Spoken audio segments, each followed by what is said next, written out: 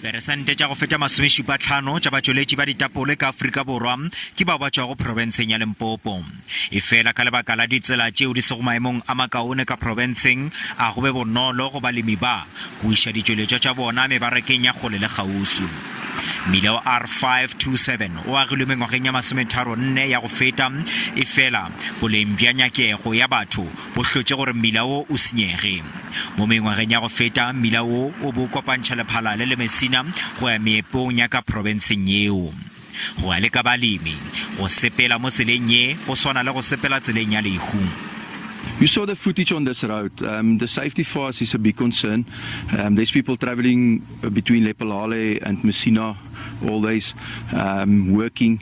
So there's accidents on this road. There's people dying on this road.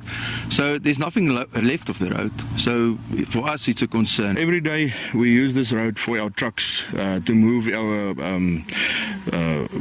vegetables to the market, fresh produce market in Joburg and Pretoria. So we've got a lot of damage, mechanical damage on our vehicles. And also our product, when it reaches the market, we've got lots of damage on our products.